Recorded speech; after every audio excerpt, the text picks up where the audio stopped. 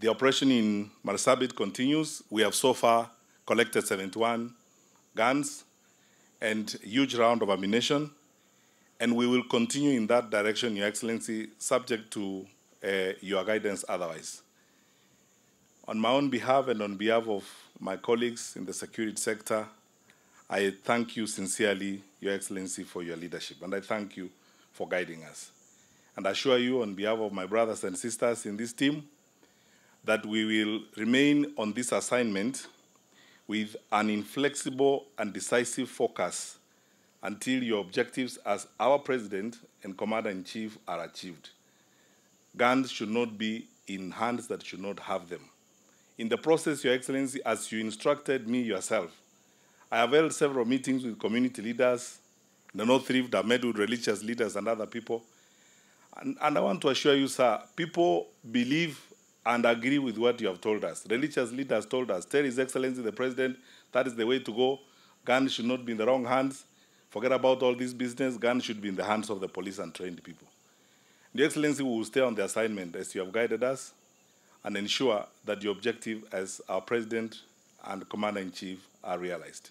Hatujamaliza, tutaendelea mpaka tuhakikishe ya kwamba silaha zote ambazo ziko kwa mikono ya wale ambao hawastahili kuwa na hizo silaha tumezirudisha,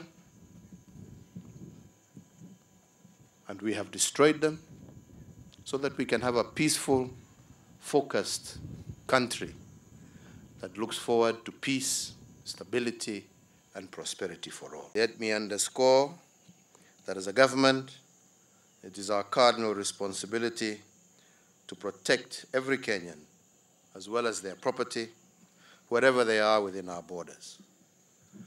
And we will therefore do whatever it takes to enhance security, both in reality, but also in perception. And in this regard, we shall continue engaging civilians, especially our brothers and sisters from pastoral areas, in a discourse with a view to reducing the motivation for acquiring illegal firearms.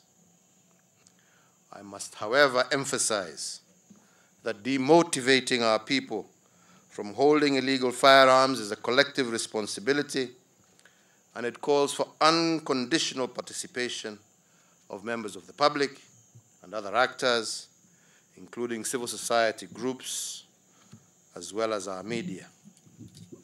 And if we work together for a shared vision of a secure nation, I do remain confident that we shall succeed.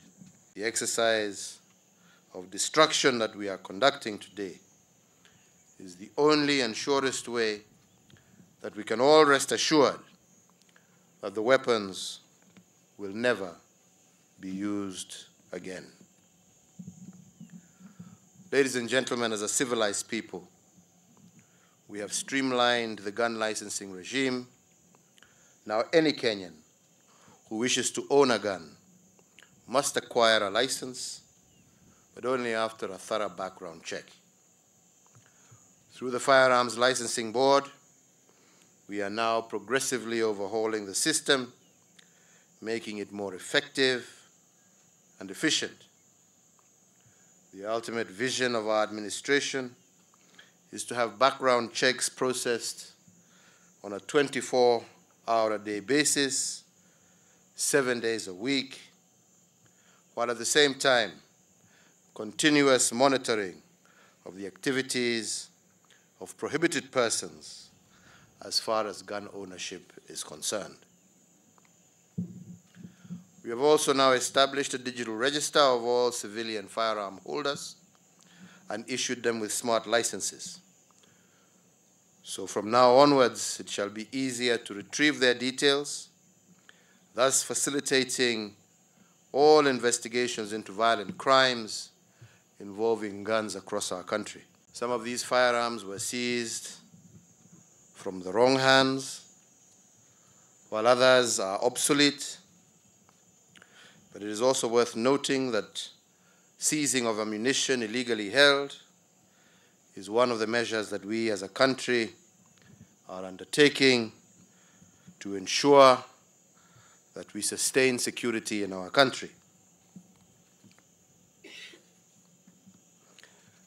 The actions that we are taking today are in line with our regulatory frameworks and also various regional and international legal instruments on the management of small arms and light weapons, to which our country, Kenya, is a signatory.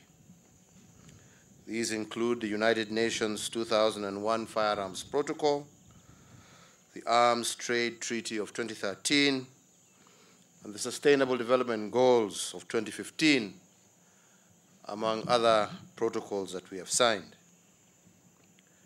Kenya is indeed among the strongest proponents of international action to better address the proliferation of small arms and light weapons, and the action that we are taking today should drive home the message to all our partners that we remain absolutely committed to strengthening regional and global peace, security, and governance, these being the foundation for sustainable development in our country and region.